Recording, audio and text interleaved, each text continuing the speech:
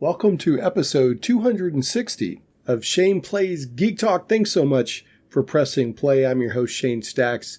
This week, we're talking with Dafydd Roche of Terrain-Tronics. Dafydd doesn't just want to make cool gaming terrain. He wants to help DMs and GMs bring delight to their players with easy do-it-yourself game terrain electronics. So we'll explain more of what that is in the episode, but trust me, I've seen it in person and it's super cool stuff and also easy to do. So I think you'll enjoy this. We also get into game terrain as part of storytelling, theatrical D&D, the no solder wire wrapping technique, which is good enough for NASA, pretty soldering jobs versus ugly soldering jobs, smart ways to compete with big business as a small business. I do my usual thing and get a little bit into the business reality behind the creativity because I think that's always interesting to help people learn about. Terrain-Tronics products are open source. We talk about that. I don't know how we get all this, but we can do horses really go to the glue factory. What chain of events had to happen for many of the inventions and innovations in human history, think mushrooms, and a minor tangent to casinos, pit bosses, and getting comped at casinos, plus a whole lot more. I want to remind people the last episode 259, was Grindhouse Cinema with Levi Combs of Planet X Games. So if you're a movie buff, especially a Grindhouse or B-movie buff, go check that one out. And Levi also does cool stuff with Planet X Games as an RPG publisher of modules and gaming resources and zines and that stuff. So anyway, with no further ado, shall we play a game? Why, yes, I believe we shall. Oh, I got a live one here. getting geeky all up in your podcast. It's Shane Plays Geek Talk, a journey into the things we love. I'm your host, Shane Stacks. Thanks so much for pressing play.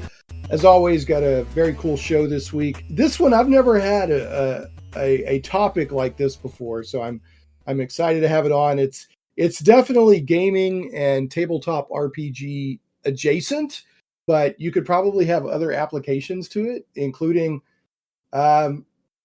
making stop motion miniature films. I don't know. You could use this stuff for a lot of things. But my guest is Dafydd Roche of Terrain-Tronics, who I met at the most recent North Texas RPG Con. And Dafydd, welcome to the show. Thank you very much. Thank you for having me. Really appreciate the opportunity. Glad to have you. I enjoyed meeting you at North Texas.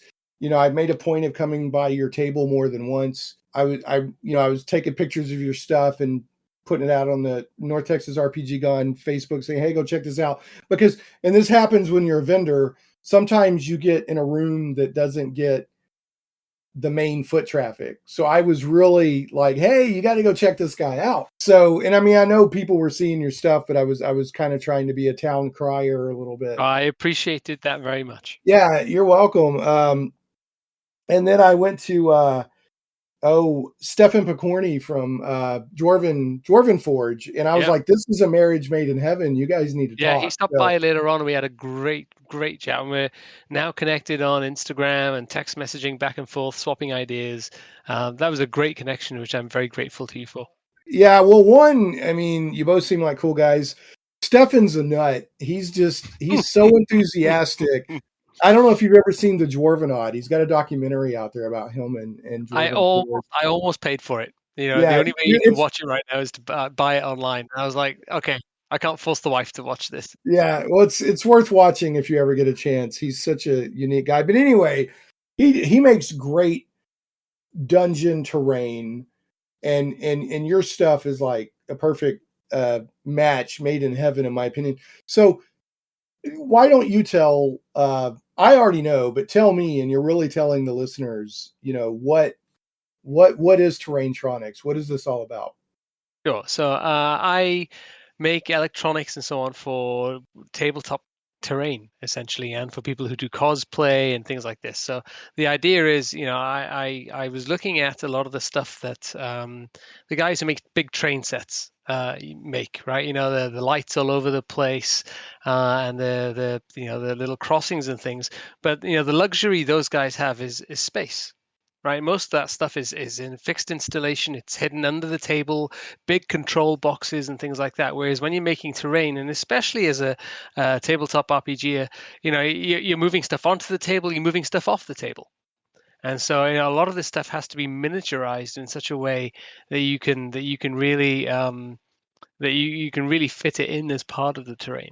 And then on top of that, right, we have to look at how do we control such things, right? Your average your railway diorama person, has a big control panel, right? They put on their little hat and they pretend to be the controller, right? Right. You don't want to do that as a DM. As a DM, you kind of want to hide and be sly and just have the table do it itself, or make it look like the table's doing it itself. So yeah, that's where all this came from. And it's so far it's been a lot of fun. I started off playing 40K 25 years ago, right? And So was and I that your entry into gaming? Or did you come in from yes. tabletop wargaming as opposed No, to? yeah, I came in from tabletop wargaming, and I started off doing tabletop Terrain-Tronics. Really, initially it was for 40K players and so on, right? Because I was thinking LEDs on the terrain, all this kind of cool-looking futuristic cyber stuff. And what I discovered, and I don't mean this in a disparaging way against 40K players, is that terrain for wargaming tends to be much more line of sight blocking. Terrain doesn't tell a story. It's not part of the story, right? It's just you could use a can of beans or you could use a silo, right? And it Right. doesn't matter. Well, they may put some effort into it for atmosphere, but it's like I said, it's a game mechanic. The terrain is a game mechanic, right? Right, right. It's not part of the narrative. And so very quickly discovered what people were doing in D&D and other role-playing games and so on. I discovered that the terrain is much more of a narrative. It really tells a story. And if you can, either whether it's, I don't know, simple lamps outside a home or a tavern or something, that tells you, hey, it's evening right now because these lamps are on, right? Little things like that, or whether it's a trap, with spikes on it that gets fired, when players take the wrong turn. You can tell a lot more. You can really sell that. What's the word I'm looking for? But being part of the story, right? You're seeing it, you're hearing it, you're in some cases even feeling it with vibrations in the table, almost like an Xbox controller. You're selling that concept of being part of the story and really being there. It doesn't Yeah, take much. The brain fills in a lot of gaps. it does. So I want to kind of touch on a couple of things you mentioned there. One, I went and got my son and brought him back down to your setup, and he literally. So you had multiple things set up. You had a a forest village. You could call it an Ewok village if you want, but it could be used for a lot more than that. Little platforms in the trees and little flickering lanterns and a fire pit. Uh, there was a room that the lighting would change, like the guy's walking through and it was kind of soothing lighting, but as soon as the boss comes out, the lighting turned red. It was like, "Dome! Now we're in it's danger, it's fight." Um, there was another setup where uh, it literally the terrain was actually part of the gameplay, where there were pressure plates. Uh, I think you did some cool little wizardry stuff with magnets that, depending on where somebody was standing, it would activate other stuff in the room to allow navigating through the room. I think maybe it was a lava. It was. We had to Hmm. get a Hmm. barrel to get some lava, something similar to that. You had another thing. It was a hallway, and I definitely want to touch on this. You mentioned the traps. So you had this little minifig. You're going down the hallway, and spikes shot out of the wall and got the minifig or the miniature. Not a Lego minifig. It was an RPG miniature, and my son actually gasped and clapped his hands in delight. So he loved that. So, players will eat that up.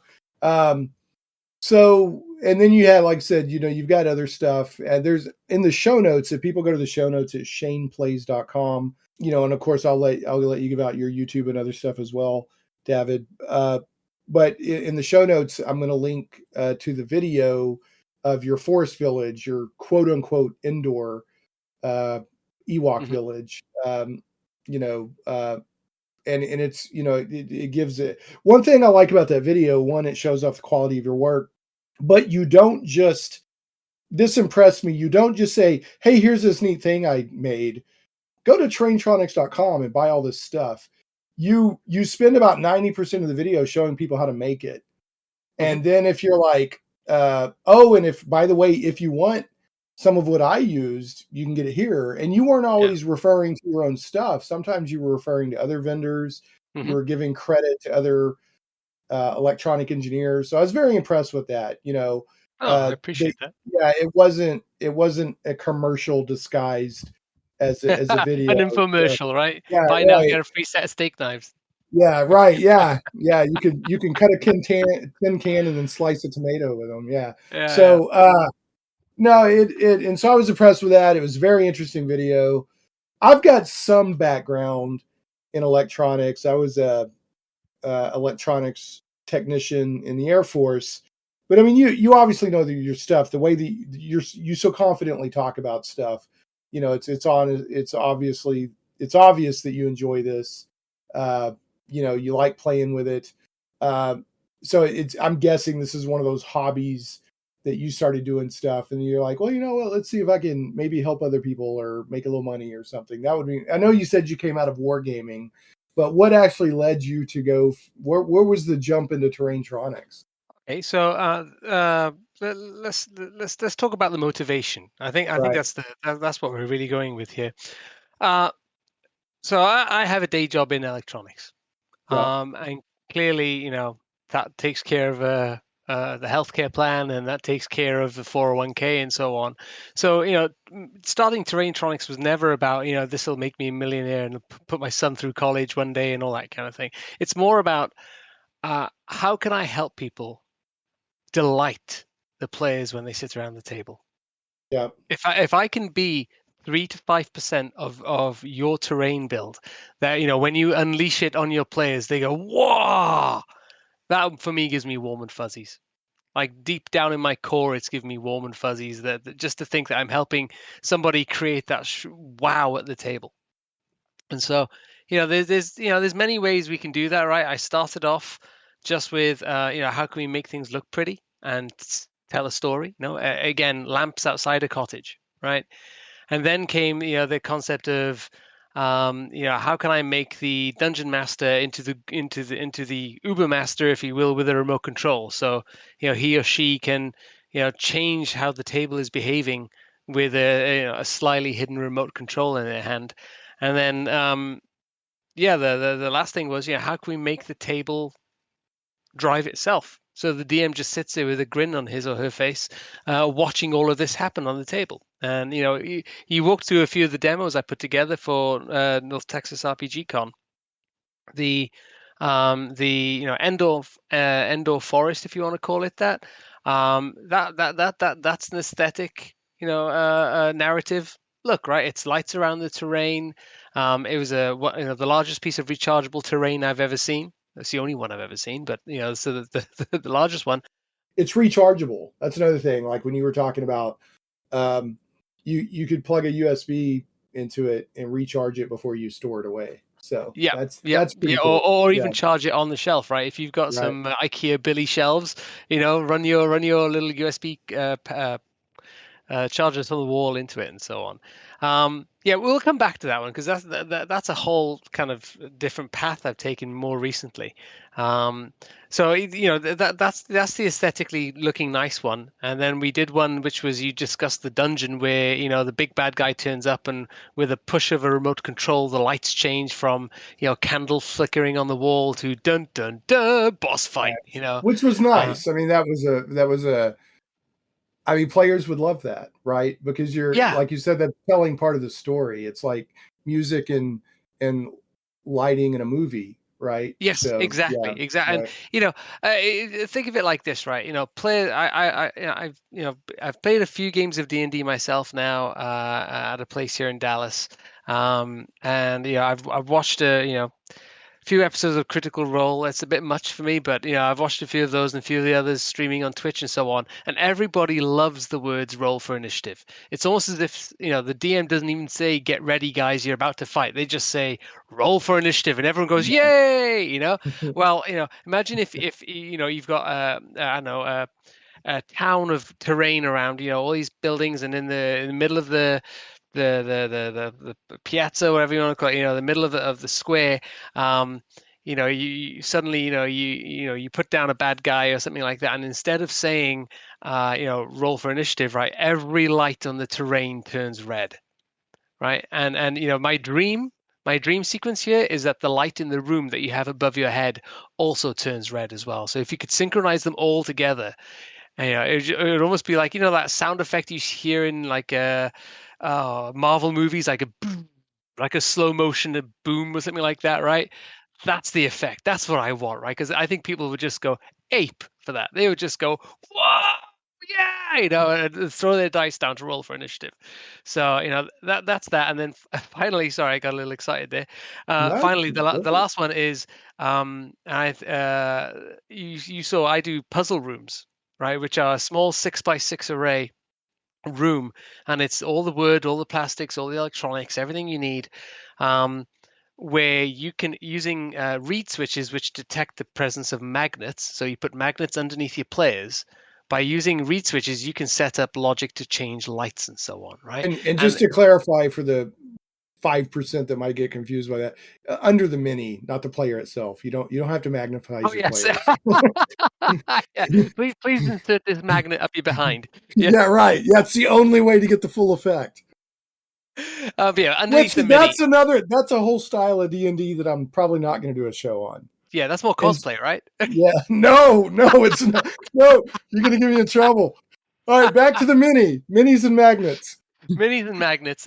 So the idea behind the puzzle rooms was more like, how do I make a miniature escape room? I'm not sure if you've tried one of these escape rooms, but there's typically many puzzles one after the other. And one of the ones I developed for the tabletop RPG was North Texas RPG Con, sorry, was a lava room. Is a river of lava, and when you stand on the right place, it switches the light off. And all that is a switch, a magnetic switch that is triggered by the mini with a magnet underneath.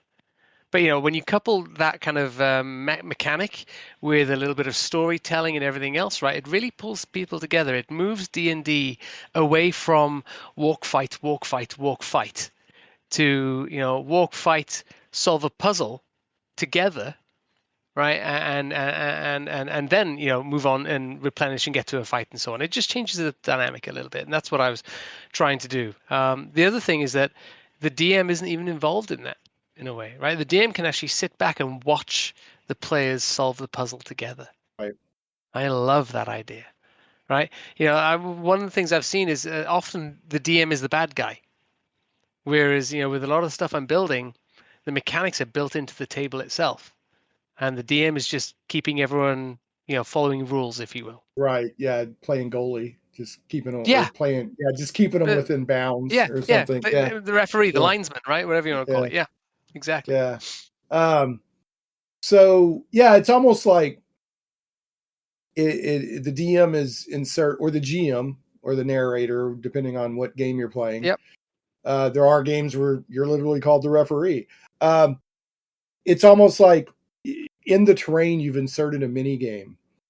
So instead of saying, "Okay, give me an intelligence check," uh, or whatever, you just sit back and let the players actually physically manipulate their minis and Yeah. figure out the track or the Yep. trap So or the puzzle or whatever.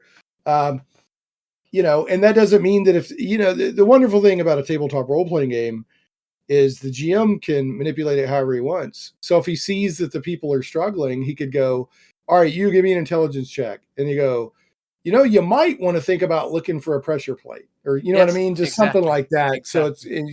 you could either make it a blend or of styles or whatever. So one thing that I liked about your presentation at your table was you were showing all the little, you were like, okay, so this thing uses these components, and yeah, you could do some wire wrapping. That was good enough for NASA to go to the moon and all this stuff. So without being at your table, can you walk through some? Can you give me Yeah. some of that great? And I don't mean this.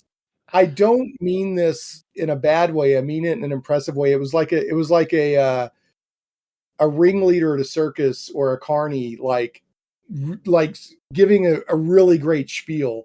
And I don't mean that negative. I No, was no, no. very I don't take it negatively. It's yeah fun for me that you actually remembered some of the messaging, right? Um, one of the biggest roadblocks, right, that stop people getting into electronics, there's two of them, right? One, what if I break it and I can't fix it? And then I've wasted all my money, right? So step one, you have to make whatever you sell indestructible.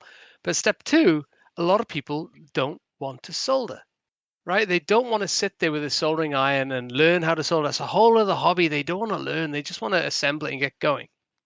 And in my day job, about 2, 3 years ago, I visited a big electronics manufacturer, and we had samples of our parts or something. And this lady says to me, "Oh, can I wire it into my existing system?" And I said, "Oh, well, you haven't got a soldering iron here." She goes, "Oh, I don't need one of them."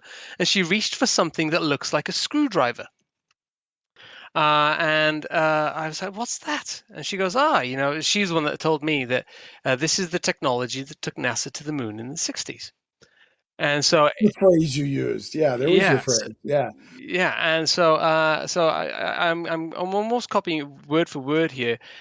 This is you can't see it because this is a verbal podcast, but a wire wrap tool, and essentially it takes very, very narrow wire that you buy from Amazon, right? The last time I bought some from Amazon, I bought in for $10. I bought enough that I'll probably have some left over to pass on to my son, right? That's how much wire Right. That's how you much get, you right? got. Yeah. And the wire wrap tool itself, and it essentially wraps the wires really tightly around pins on a circuit board.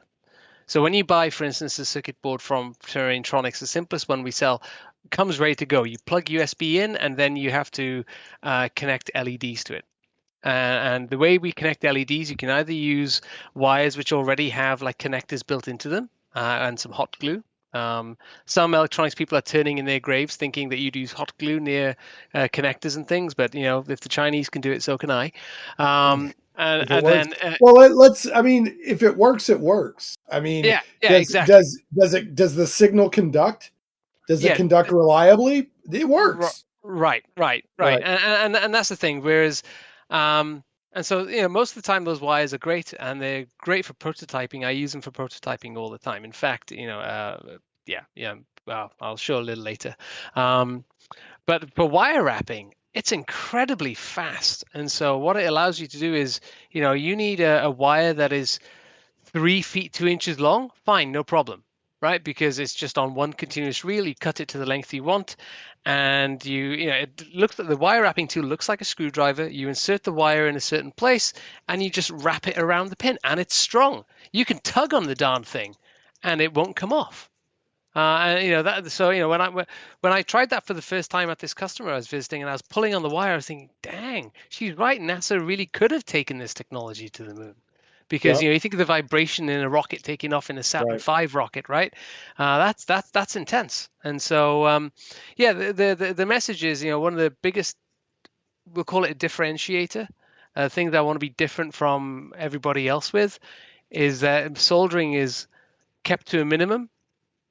And the worst soldering you'll have to do is maybe soldering the pins into the board itself when you first get it, which is pretty easy compared to some of the micro soldering type stuff that's out there, right? It's as my chemistry teacher would have said, it's bucket soldering. It's Yeah. yeah. Well, a basic solder is not and I've got some experience with it. I learned how to solder in the Air Force. It it's really not that hard. Uh, No, you exactly. know, and it doesn't have to be perfect and pretty. And I know people that, I mean, they would do these beautiful soldering jobs, and it's like nobody's ever going to see that. I mean, I'm glad Yep. you're proud of it and you put the time into it and you take pride in your work, but my ugly solder over here is going to conduct signal just Yep. as well as yours. Exactly. I do like the Exactly. idea of this wire wrap tool though, because I do think that it lowers the barrier to entry. I think people thinking about, That's oh, what I it's can all just about. wrap something. Plus, you do occasionally, especially if somebody's not super used to soldering, you could get a cold solder and create an Yeah, opening. exactly. Yeah, Exactly. and you don't have to desolder. Like, oh, I've got to, Right. You get it desolder. wrong, you just wind Yeah. it the other way and it comes off. I'll, The other I'll, thing yeah, the other go thing ahead. that's really nice actually is being able to sit there on a Saturday morning, with your son or your daughter assembling, and there's no soldering required, right? You're just Right. wire wrapping away and seeing if the lights light up. It's a really nice way of Right. quality focused time with your kids as well. Really That's a good nice. idea. Yeah, I need to do one of these projects with my son. He's the right age. He's 8, so this would be the Oh, perfect perfect. age. Yeah. Perfect. Focus for half an hour, 45 minutes. Yeah. You can't expect more from an 8 to 10 year old, right? But if you can Right. get half an hour of, tongue sticking out to the side, kind of, Right. trying to Right. solder these things together, it's a really nice bonding experience. Yeah, I love it. And I want to, this is a good opportunity to mention, this will be in the show notes, but people can also, search for Terrain-Tronics, terrain just like terrain, Tronics like electronics, but Tronics. And on your website at looks like tindy.com, but people just search for Terrain-Tronics. It'll take you there, or go to the Yeah. show notes for this episode at shaneplays.com. You actually sell that wire wrap tool. And as well as multiple other components and pieces and stuff like Yeah. that. Um, Now I do get some listeners outside of the US, and on your video you mentioned is it Etsy for the Yeah. European? So Okay, if for Europe has this wonderful law now for shipping anything into Europe, you have to be registered with the European government or European, to pay tax for import tax and so on. And so right. Etsy's already done that for me. So Okay, so for European orders, you just go onto Etsy and search Terrain-Tronics, and then for US, just go to terraintronics.com. The okay, there pricing's the you go. same. It's just made easier. But the Right, first stop for everybody really should be the YouTube channel, frankly. right, Learn about the product. There's a whole bunch of collaborators. I've worked with a lot of folks on YouTube as well, people who make terrain mainly. And yeah, they've really enjoyed the product. Really, really, and it's funny. People start off with just one little board, 4 lights around the place, and then before I know it, they're asking for, 4 boards because they want 16 lights around the product, all flickering, all flashing, all singing and dancing. right. So do you get, I mean, your online store, your website is more focused on individual components that you can bring together and, build whatever you want. Lights, you've got flickering LEDs, Hmm. you got string lights, you've got terrain kits that aren't even electronic. I mean, you got all this stuff, the remote controls, uh, LED drivers, like a circuit board to control Hmm. LEDs and whatnot. Are you getting a lot of requests that people want you to build something for them? And do you go for that? Uh, Only one person has asked me to build for them. I'm surprised. That was Stefan Picorni. He's like, "Oh, I like this stuff. I want, clearly he wants custom stuff, right? Because when he Right. DMs, he wants it to stand out." Well, and he does. That actually, sorry to interrupt you, but that touches Yeah. on, this is where the Venn diagram of Terrain-Tronics and Stefan Picorni overlap. He's into what he calls it theatrical D&D. Hmm. So he builds these elaborate, so like what you do is you help people create theatrical D&D boards and Yeah. presentations to add atmosphere to the play. So, but I have to admit, I'm surprised that he's the only one that's asked you for anything custom. I figured that'd be the automatic thing, like, oh, I love what you did there. Can you build me one of those? Yeah, and the answer is no. I'm not. I don't consider myself very good with card, foam, and glue and paint. I'm good enough to get by, right? The 5 demos you saw at North Texas, I mean, that took me a long time to put those together. There's a Did it? whole Okay. row of ones that look terrible. Um, Okay. And so, there's a lot more skills out there in paint and glue than there are in electronics, right? And so I try to focus my time on making the electronic side as easy as possible. So that talking about the foam and this and that and the other, what was the software you showed in your video about the indoor forest?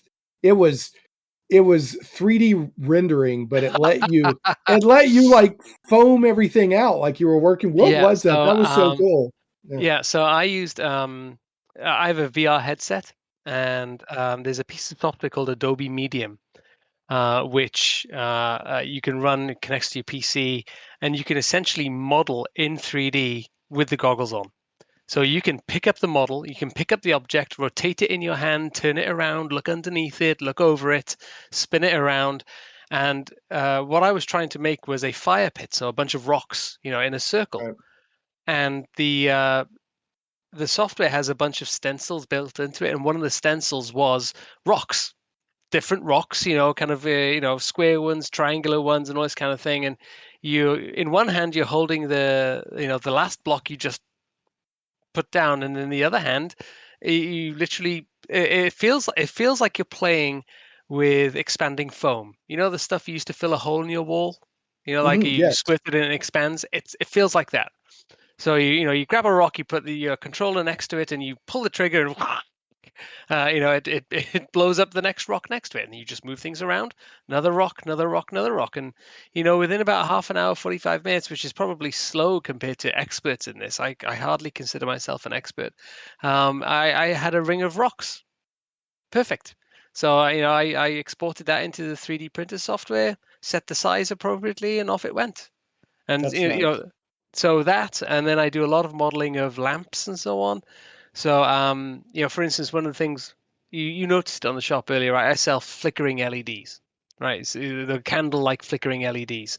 Amazon's going to hammer me on pricing for that, right? There's no way I can compete with Amazon. But when you buy LEDs from me, I give you access to those STLs for all those models that I've built. So whenever I build something for myself, a copy of the file goes into a special Dropbox directory. And so when people buy LEDs from me, because I know Amazon could hammer me, Amazon won't give you free STLs like that, or they won't Right. give you, the stuff that is relevant to 28 millimeter tabletop RPG.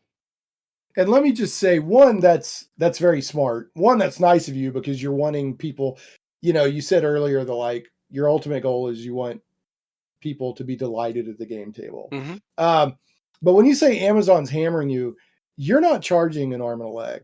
I'm looking at these flickering LEDs. $2.95 for 10 flickering LEDs. In my opinion, you're not. Amazon's working on bulk, but that's not an outrageous price to begin with. And then you've got, like I said, you're offering those STL files and all that. So that's really cool. It's just a little sweetener, a little thank you, Yeah. Well, that's smart. It's nice to support small businesses, right? So, well, you've got it. And this isn't apples to apples, but it's kind of similar thinking. When you run a small business set next to Walmart, you have to compete. I'm just coming at this is so I have a family that they own a long established drugstore and pharmacy in a small town. And, in a small town, at least in the South in America anyway, the drugstore, quote unquote drugstore, is like a local, it just, you can go in and hit the soda fountain, or you can get pick up gifts, or it's like a convenience store. Yeah, well, it's not just that. It's also like you could get cool gifts that you can't get anywhere else. And then it's also a pharmacy, and it's just, kind of a destination point in a downtown. And then in comes Walmart like 20 years ago or something, right? So they started delivery. We will deliver your pharmacy to you. Guess what Walmart won't do? So you got to add that something. Yeah, you got to be willing to do something. They won't. Even if your prices are the same as Walmart, people are already going to Walmart to buy 800. So you've got to do something to set yourself apart. Anyway, that's a tangent, but it kind of, touches philosophically a little bit on what you're doing. It's like, I'm going to give you something that you can't get at Amazon if you buy and from it's me. something specific. It shows I understand what people are going to be using this for. Amazon doesn't care when they sell you LEDs what you're going to use them for. Amazon Right. doesn't care. It's an entity, right? Right. Whereas, what I'm trying to do with this and everything else I sell is make it applicable to your build, to your story that you're trying to tell on your table. And Right. so, yeah. So have you had Yeah. any fun, I know you've had the people come back asking, oh, I want to build this now. I want to build this now. Does a story stick out to you? Like maybe somebody shared with you something that they did at their table that they were like Uh, super pleased with? so the main ones these days, with every box that goes out the door, I put a sticker and a note in there that says, please share photographs of what you build, Right. share them with me. And people tend to be quite private, I think, in that regard. But, people who do share, are your Instagrammers and your YouTubers and so on. And I've seen some fantastic builds with that. There's a channel called Tabletop Witchcraft, which I've done a few different builds with. And he started off, he did a build where he put magnetic sensors under a table of randomly placed under a 4x4 grid. And what he did on one side of the 4x4 grid, he had what looked like crossbows. And then on the other side, on the other wall, he put LEDs in that wall. So it looked like when an LED came up, a crossbow had been shot across the room. And it was one of those kind of, can you put your foot down on the right spot? Can you cross across this path without triggering the crossbows to shoot you and so on. And that was the first of the videos that went out using these magnetic sensors, these reed switches. And very soon afterwards, another channel called Nat1 Videos, Michael, the guy over there, he built, I'm not sure if I'm saying it correctly, Balin's tomb from Lord of the Rings. Right.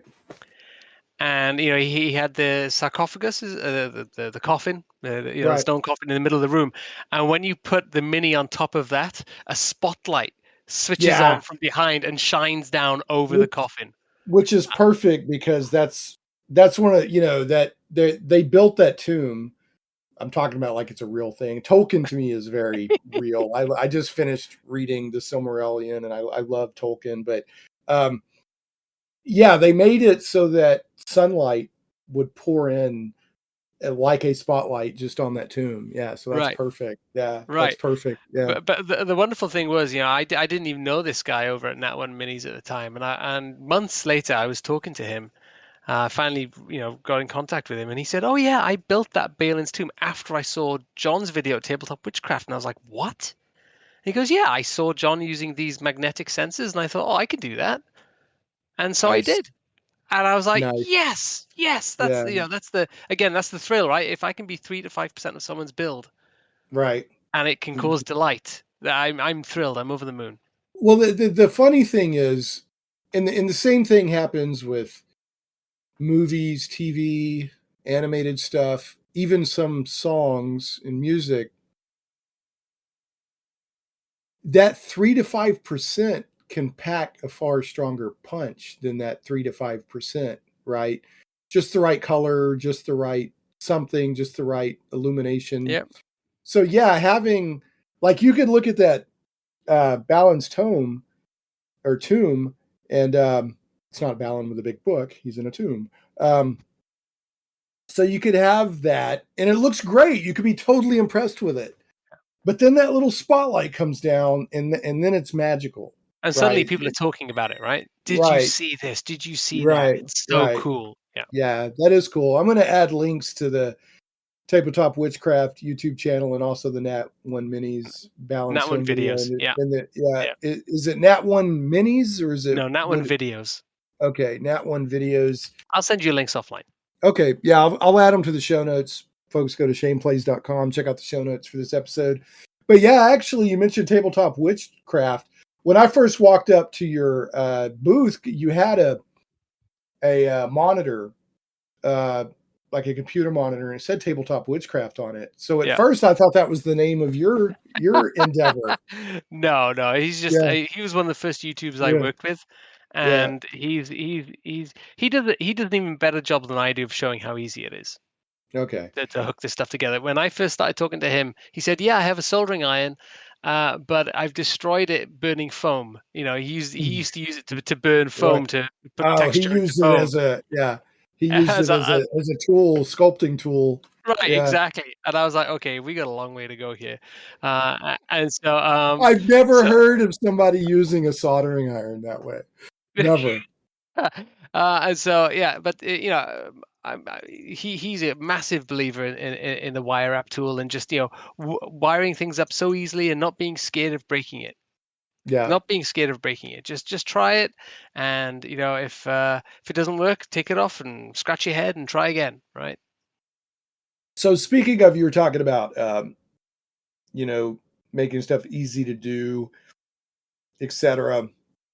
So if somebody's interested, it's like, I would really like to try this out, but my comfort level on electronics is low. Mm, mm. What project would you recommend to them to build their confidence right out Right. the gate? So the gateway drug is and you'll see it. So all my projects on Terrain-Tronics.com, they're all named after Welsh castles. All right. I'm from Wales originally. There's 600 castles in Wales. That's enough projects to keep me from now until retirement. And so the one to really look at to get people hooked is the Conwy Castle. Conwy Castle is a USB in, so you take a USB power bank if you like, or you can use a little coin battery thing. But I like USB power banks because everybody has them. They last a really long time and they're really easy to use. So it takes USB in and it gives you 4 LED outputs with a brightness control. So you hook in 4 LEDs, 1, 2, 3, 4. No need for any extra parts, right? You wire wrap them on, or you just use a little jumper wire. And if it doesn't work the first time, you just turn the wires around and it works that way. And then you sit there with a little screwdriver, literally changing the brightness until you get what you want. It Nice. just works. Nice. So you saw the cottage I built at the North Texas RPG Con, right? I had a cottage with 4 lamps outside on brackets. Yes. That's just a Conway board, and it And just that looked so. That's one I didn't even mention. That looks so cozy. Come on in, adventurers. It's so cozy. Is it Conwy Castle? Conwy? Conway, How do you, Conway, Conwy? All right. yeah. Conwy So Castle, which is not a castle. It's a small circuit board. the small circuit board, the size of about the top joint of your thumb. Yeah. It is. They are tiny, and so that can be hidden in the building. It can be hidden in the base, right? You saw the Endor Forest that I built. That was a Conway Castle board. I had a rechargeable battery in there and a Conway Castle board, and that was it. There's a Conway Castle. There was one of the output channels connected up to string lights in the trees, which I got 20 sets of string lights for $10 on Amazon, I think. Again, I don't. If I'm not going to fight with Amazon, I'll send business their way. Right. And then Again, that's something that impressed me in your video. You're like, go to this person for this part, or order this from them. You weren't trying to hog everything. So, well, what am I going to do? If I'm going to try and sell something, right? I mean, I'm going to have to, owning a shop 101, you double almost whatever you buy something in at. If I buy something for $1 to make it even worthwhile selling, I have to sell it for $2. If it's something I'm not touching in any way, if it's not something I'm adding value to, and so yeah, I mean, why buy from Amazon to resell to somebody else and double the price? I mean, it may as well just send them to Amazon in the first place. but let me interject there if you don't mind. I always try to do this with people that I have on, no matter how creative the endeavor. You touched on something that is very important, and I always try to stress to people. You said running a shop 101 or owning a shop 101. Yeah. There's a business side to this stuff, and the artists, the creators, the writers, whatever that I talk to, that at least break even, if not, if you're doing it as a hobby, you're hoping you're at least breaking even, Yes, right? exactly. If you're making a run at it to be your livelihood, you want to do more than break even. But there's a business behind. I always try to stress this. the war, man, it sounds mean, but the world doesn't care about your dreams. It Oh yeah. sounds terrible because that's so against, everyone's like, follow your heart, do this and do that, and chase your dreams. Yes, chase your dreams. Like doing this podcast for me is something I love to do. So I put Right. time into it and da. Yeah. But there is a reality to it. Like you've got to, I used to work with a guy who owned a business. We called it covering the nut. You got to cover the nut. And I guess maybe that means a squirrel storing up nuts for winter. I don't know. I don't even know where that term came from. If you go into it purely on dreams, and I feel excited about this, you'll lose money. You will get pilloried. So yeah, please chase your dreams, but also have a plan. Know what you're getting into. All right. And there is that 1% of people out there that will just charge into it, not knowing what they're doing, and succeed beyond their wild. Yes. Yeah. And good for them. But that's not a plan. It just happened to work out. So anyway, all right. No, I'm glad you touched on that because D&D like this is not the place to make a living, right? I mean, you can go onto my Tindy store today, and it tells you this store has had, I think it's 153 orders since it was started last year, right? You do the math on that. If you said the average product on that is $15, right? You could do some back of a napkin math and work out that I'm not sending my son to college on that, right? And so you'd need a far bigger market. But it sounds like you haven't lost money either, right? Not yet. Hopefully, not yet. Not yet. Yeah, it's it's coming along. There's still a long ways to go. One of the big things I decided very early on was that everything I do is going to be open source. And so, very cool. and some people think that being open source is dangerous for a small business, right? Because you're giving away your secrets. For me, open source means all the schematics for my boards, all the code that I write, everything is open source. You can go online, you can find it, you can modify it, you can tweak it. But I also came to the conclusion, I was still early on, I was still trying to decide, is this going to be something I'm going to be doing in 5 years? Is it something I'm going to be doing in 10 years? Right? Longevity is a challenge, right? In a small business that you're starting, you have to be prepared if it's not working after 2 or 3 years to take it out back and send it to live on the farm, right? It's whether you put a bullet in it or not. And I decided at the beginning, I said, okay, I'm going to make this open source so that either people can adopt it quickly and easily, they can see my working. I don't need to support them all the way, right? Schematics being open mean that if somebody can read schematics, they can understand how the board works, rather than asking me and pulling me away from my 9 till 5 to do that as well. Right, because they're trying to customize that one little thing, right? Right, or change the software, change the colors of the LEDs and so on. Right. And so, being open source was very, very, very important to me, and it was driven by both A, a passion, but B, business sense these days. Yeah. Well, so what is your ultimate hope? Like, you said you've got your exit point, and that's another good point, which I've done stuff where I haven't followed this advice and I've gotten myself into trouble. You've got to know when you say I'm out, no matter how much I love this. Oh, when I start losing money, that'll be my out. For now, I'm breaking even. The money I make pays for new circuit boards to be developed and sent off to China, right? And then the parts come back and I manufacture them here in my garage. If I ever start to get to the point where I'm losing money and like month after month, I'm like, oh crap, I'm losing a couple of $100 a month, or maybe even more. Then it'll be okay. Everything is open to you guys. Here's the designs at a local China manufacturer if you want them, and I'll let it set sail from there. So that's when the horse goes to the glue factory. Right. That's when you take it out back and shoot it. To live on the farm. Yeah. Did they ever really where did that phrase come from? Did horses ever really get turned into glue? Have you ever heard that phrase? Do. Yeah. No, it's yeah. They still do? I'm not sure they still do anymore, but they were, right? It was the marrow in the bones. They use that to make glue. Life is bizarre, man. I just want to know who discovered that in the first place. Right. How does this stuff happen? Well, it's like, you remember Fight Club, right? Did you ever see Fight Club? Yeah. Where they turn the soap, right? The fat into yeah, so they came into, it's like how do they figure out fat? I mean, is that real? Did they make it up for the movie? But there's so many inventions and innovations in human history. It's like, what chain of events could have possibly? Well, no.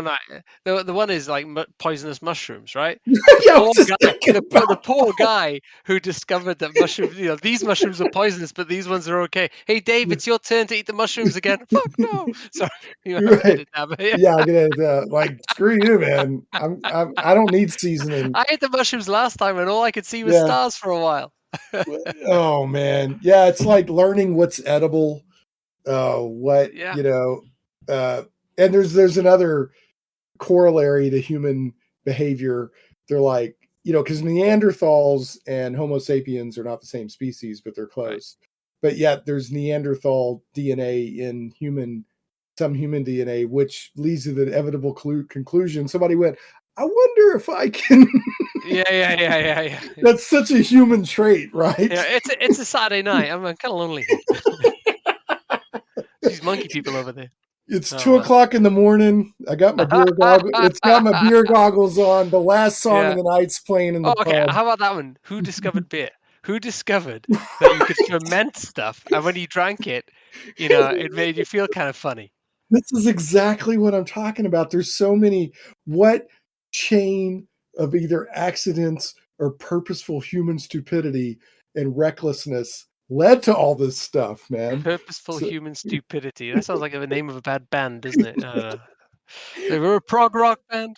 yeah, there's just a bunch of hold my beer moments in human history that led to wonderful innovations. So Yeah, no doubt. anyway, all right. So getting us back on topic. Yes, please. So you were saying that your intro drug project is Is a Conway um, board. Yeah. okay, and Is a it just Conway board, and yeah, I've got so I'm a member of a few different discords. There's the Tabletop Crafters Union, and a few of the channel specific ones like Nat One Videos has a good Discord. That's a Patreon only one, and a Tabletop Witchcraft again. And a lot of those guys. One of the guys from one of those was asking me about doing a prison with a number of cells in it, right, for some kind of Arkham horror type diorama. And I said, well, you could just get one big circuit board and do all this, or you could just go buy 2, 3 of these things, 2, 3 Conway boards, and just wire them up in parallel next to each other. And he goes, oh, that's easier. I said, that's the easiest thing for you to do. Just get it done. right. Just it doesn't have to be difficult. You can do some pretty smart stuff with the bare basics of technology. So Yeah. so Conways are great for that. The nice thing about Conways is you can't burn out parts. You can't put them in the wrong way around. If you do, the light just doesn't switch on. At which Mm. point you turn the part around and And the connect it light up again. And the and the light light comes comes on, on. right? I mean, it's Yeah. it's it's pretty difficult to screw up. And so, if you do want that kind of, I wonder if I can do this type Yeah. experience, that's a great way to start. It kind of reminds me, man, I remember talking about like no solder and easy and it either works or it doesn't. I remember one of my favorite things to play with that made me feel smart when I was, I don't know, junior high, elementary school, something like that, is you could take a battery. I think it was like a C battery, a D battery, maybe a 9 volt would work. But if you had the right wire, you could run wire from the negative to the positive and then run it to a light bulb, and Yep. then the light bulb would light up. And it was super easy. Yep. And you either did it right or you didn't. There was no, there wasn't a lot of troubleshooting involved. So it's like, yeah. So Oh, I yeah, started off years ago with those. Do you remember those boards you used to get with like springs in them, and all the parts were kind of stuck down, and you had wires that you could connect to. You pulled a spring back, and you basically jammed a wire into where the spring was, and then you attached it somewhere else. So you had a battery over here with a pair of yeah, springs. Push the wire down, bend the spring back so it catches the wire, and then there's a yeah. light bulb over there. You bring the wire over, pull the spring back over there, and you could build a little Do all kinds ham of stuff. radio. Yeah, Yeah. it was great stuff. That was great stuff. That was the gateway for me years ago. I'm not sure what the kids are doing these days. Probably playing with Raspberry Pis or something complex like that. Raspberry Pis are cool. I mean, I could see. I've got a little Raspberry Pi here that I bought. Just because they're too neat. I mean, one, I like to play with Linux, but two, there's too many cool application. I mean, you can do all Oh kinds yeah. of stuff Oh, with the Raspberry Pi. I've used one here so I had so I have lots of prototypes that never see the light of day because I'm still teaching people how to solder one pin to another pin or how to wire Right, wrap, right? I've got one right. ecosystem of people who are just learning to wire wrap, and I've got other people going, how do I do this and this and this and this. But I had the overhead light at the beginning I was talking about, right? Yep. And being able to control that, and I had the access cards you use like when you work for a big business to get in through the Sure. front door, you swipe. Yeah. So those are acting as inventory items. So I had one with a bottle of grog on it, right? And when you Right. swiped it across the right place, the P Oh, the PC went glug glug glug glug glug glug glug, and the oh, what a lights went great dim, idea. right? Yeah, because really all those little access cards are little magnetic strips with data encoded on them. So Right. you just this has Yeah. the series of numbers that equals uh, grog or mead or Right. wine Right. or Right. yeah. Exactly. Oh, I Exactly. And love that. I love and that the so re- much. and the reader was trained. The reader, I actually put it in a. So I went to Dollar Tree and I bought a notebook that was covered in leather. It wasn't leather, right? Right. It was kind of, and I kind of burnt the words inventory into it, right?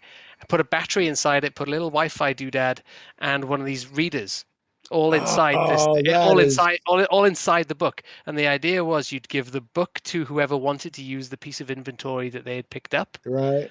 and they would swipe the card, right, to use the inventory. So Right. you want to drink down this magical potion, swipe, and from the speakers you'd hear "Gluck, gluck, gluck, gluck, gluck, See, gluck, that's gluck," so right? great. Yeah, there's so many applications here. I Yeah, mean, you could also have a whole setup where you're like, okay, I'm ready for the lights to turn red.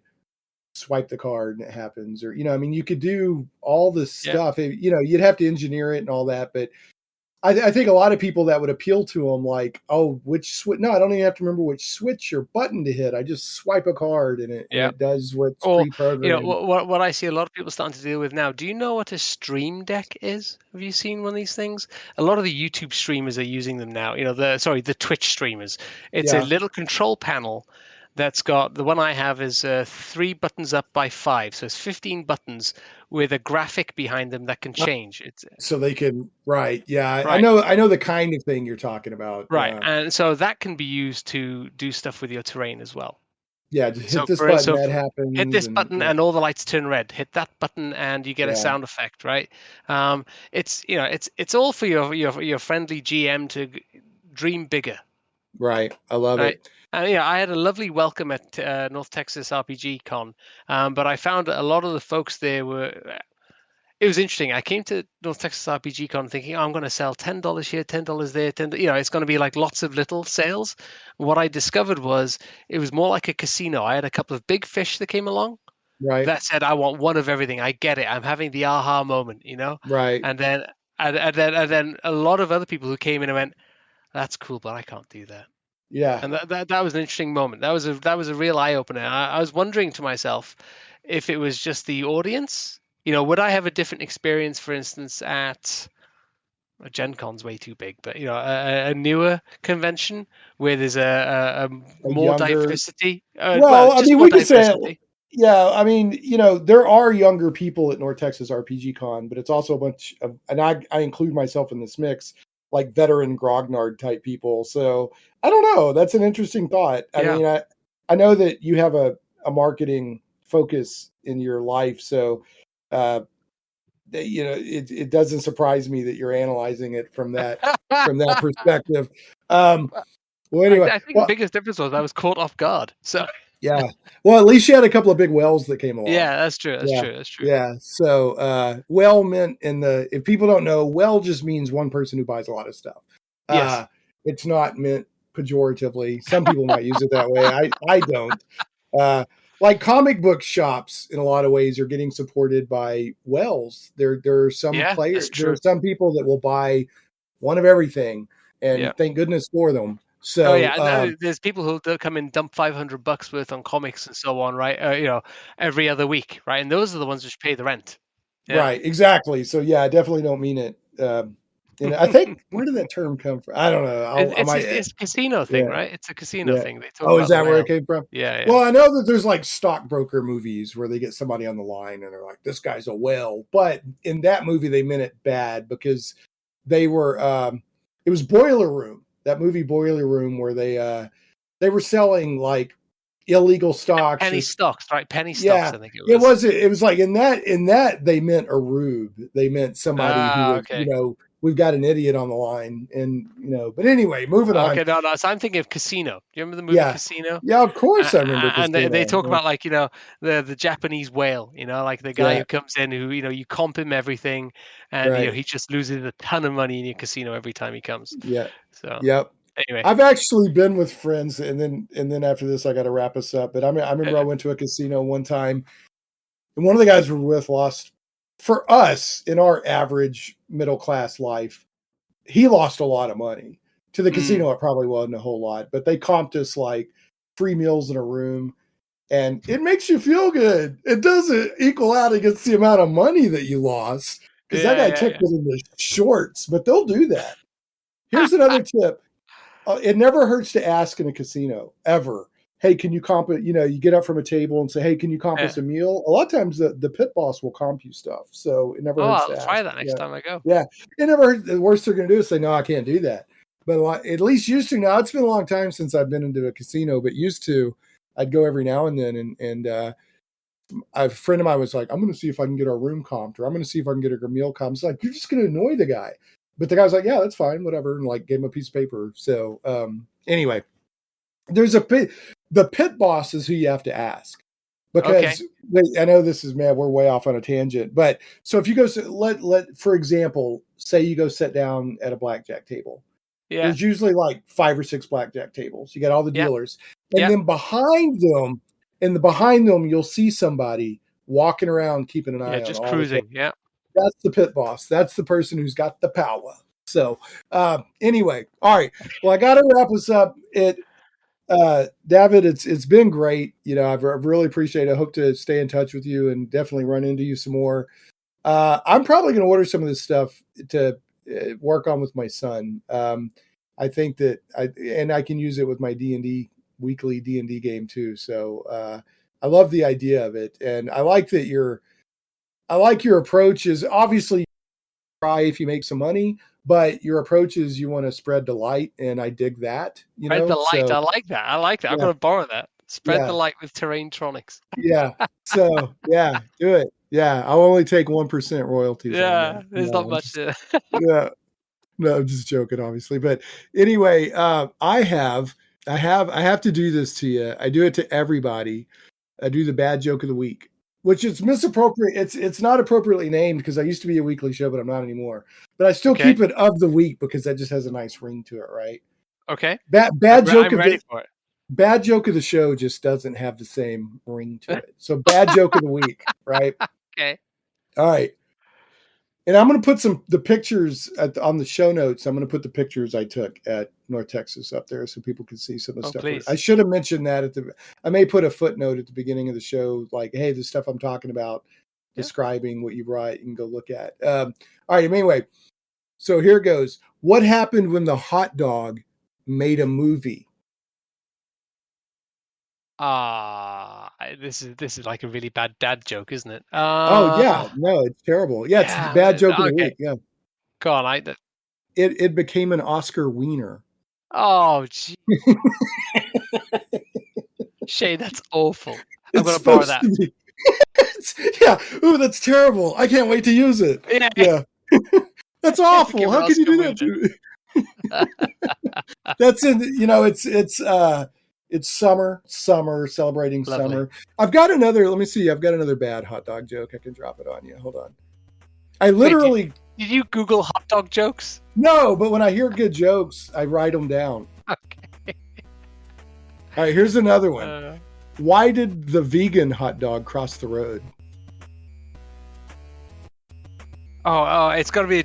Wait. It's got to be a joke about, did it tell you about it? It's got to be something along those lines. It's not. No, I'll save you. It's not. It didn't go out of its way. Yeah, to prove he wasn't chicken. Oh. Yeah, okay. Those are two dad jokes. My son's away at camp this week, but as soon as he gets back, he's getting them? those two. All Double right. barrel. Thank you again, Shane. I really appreciate David, this. it's been a pleasure having you. Folks, again, that's Terrain-Tronics. Go to terraintronics.com. Go to the show notes at shaneplays.com. Check it out. There's stuff for... Go to terraintronics.com. Check out Terrain-Tronics on YouTube. Definitely watch the video for the indoor tree platform lighted forest camp diorama tutorial. And then check out Tabletop Witchcraft and Nat One videos as well. And David might be sending me some more links to add. We'll see. So anyway, we'll catch you next time on Shane Plays Geek Talk. Thanks so much for listening to Shane Plays Geek Talk. I certainly hope you enjoyed this journey into the things we love. For your convenience, show notes with helpful links for each episode can always be found at shaneplays.com. You can catch the podcast in several places, including on the blog at shaneplays.com, iTunes, Google Play Music, Stitcher, Podbean, Amazon Music, Verbal, YouTube, and more. If you like what you hear and would like to support Shane Plays Geek Talk, you can do so for as little as $1 per episode on Patreon at patreon.com/ShanePlays. Thanks again for listening, and we'll see you next time. Stay geeky, my friends.